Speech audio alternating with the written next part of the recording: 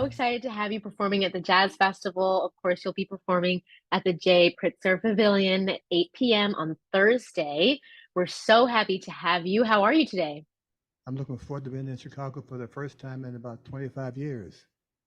Oh my goodness, a lot has changed since you've been here, but some things are still the same. So we'll be so excited to have you. Thank you. One of the questions that we have for you, and you've had such an amazing career, it's been such a long career. What has been your continued inspiration? What my desire to play better every night and to make sure I leave the job feeling I've done the best I could to make those people who play with me better because I'm there. Nice, nice. I'm glad you've been able to have that experience. Throughout your performances, I'm sure there have been a lot of musicians that you've enjoyed playing with, but off the top of your head, do you remember any that you just loved so much performing with? If I answer that, that means all the others weren't so important. And that can't be true. So I always kind of slide by that and say they were all my teachers, and I miss them all, whether they're here or not. Excellent. Well, then I'll rephrase that. Were there any that you had a more unique experience with? See answer number one. Okay, okay, I'll get it, I get it. Throughout all of that, and not to play favorites, but as far as someone who has inspired you, or maybe inspired you at the start of your career, who has been a musician that you have looked up to in order to create your own sound? Uh, as a freelancer, everyone who you play with at the beginning of your career influence your thoughts to some degree or other just because you are looking for a different path than either one you're stumbling along or one that you heard somewhere else. Having said that, I was influenced by J.J. Johnson, who plays trombone, of course. He brought the trombone player, the trombone instrument, and that concept from the Stone Age up to bebop era. I mean, guys weren't playing like that at all. And Cecil Payne, who was a baritone player during my first days with Randy Weston Quartet, he played the same horn as the five other major baritone saxophone players were. He's able to sound like Cecil Payne wherever he went. I love that Mhm. kind of personal sound on the common instrument, baritone saxophone. Those are two musicians who encouraged me unknowingly that if I had a track I believed in, follow it through. Yeah, nice, nice. And of the musicians that you have played with and the styles that you have played, what are some styles of jazz that have really stood out to you? All of them, because they have players who believe in them, and I like to be a part of whatever direction uh, thoughts are of those particular bands and band leaders. I'm kind of asked that question in a different fashion as usually, where do I think jazz is going, you know? And I always tell Hmm. them, I don't know, but find the address and I'll meet you there. Nice. So you've had such an amazing career. You hold the Guinness World Record for the most recorded jazz, the most recorded jazz spaces in history. And I know it might be difficult for you to answer this question, but of all of those recordings, maybe there are a couple that stood out to you the most. Are there any that stood out to you that maybe stand the test of time, or some that you have held closer to your heart? They all did, but I would only tell you that answer personally. Okay, that makes sense. That makes sense. Then I guess as far as locations of where you've been recording, I know you haven't been in Chicago in a while, but are there any specific locations that you preferred to be a part of? But Rudy Van Gelder was the inventor of the great jazz sound on record.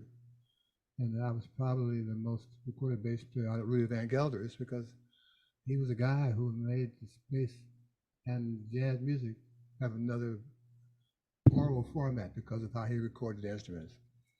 Having said that, I've been in a lot of different studios, but none matched the Rudy Van Gelder studio Hmm, and Rudy.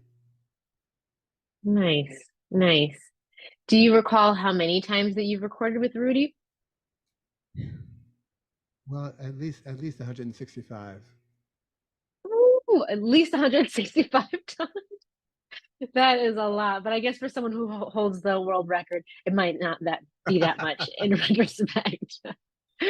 So you've been playing jazz for many, many decades, and I have to ask, what has been a decade that has stood out to you as some of the most original for jazz, or one of your favorites that you've enjoyed playing jazz during? Well, I have never really considered me a pure jazz player. I mean, I've made records with different genres, and they've always offered me another way to see how the bass can function in not my home environment, so to speak. Uh, Hmm. and I took those jobs, one, because they asked me to do it.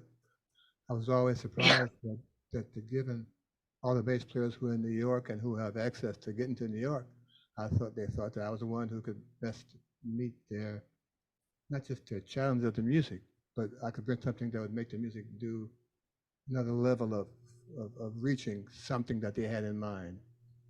Hmm. Having given you that really long answer, I have no Yes. You have no answer for that one. So all the decades have been answer. good for playing music. Okay, that's fine. That's fine. So we really want to be able to support you and see what more that we can see you and hear you in. Are there any projects that you're currently working on that you would like to share with us today? Uh, I'm not at liberty to share two or three of them, but one thing I'm working on is recording some church music, some gospel songs Oh, with a nice. choir. So I'm trying to put that together in personnel and who's going to be the conductor. And I have a library worked out. I'm working on some arrangements. That's my next goal is can I put this package together and put it down feeling this is how I feel about church music. Nice. We'll be excited to hear that. We'll be very excited to hear that. Good. Yeah. So as far as the performance that you're going to have on Thursday, what are your inspirations towards the piece that you'll be playing? Well, I will plan the program. I have 2 days to plan the program. Hmm. When we get to Chicago, we'll sit down to band and I will pass out what I think is a really good set that tells a nice story that the audience will uh, uh, uh, fall into, as it were. Jimmy Green, Peyton Crossley, and Donald Vega will be helping with this story. And I let them know this in advance if I can, because I want them to kind of try to see what my story is for the moment. And the best Yeah. surprise is no surprise. Are there any storylines that you're leaning more toward? Well, everything is changing so fast. I'm trying to settle into something that's meaningful and kind of important as to how I view the world through my windows. Uh, and we'll see if I can convince some people out there in the audience to kind of follow the flow of my thoughts as I walk down the street. Nice. Well, we'll be excited to share in that with you and excited to cheer and sway along to your music. Thank you so much. Yeah, Yeah. We'll be bopping and weaving and everything. absolutely. That's Yes, that too. yeah, yeah. Well, very nice. Thank you so much for meeting with us. Of course, we'll be seeing you at the J. Pritzker Pavilion at 8 p.m. on Thursday, August 31st. Thank you so much for meeting with us today, Ron. And we'll start on time. You'll be on time. Okay.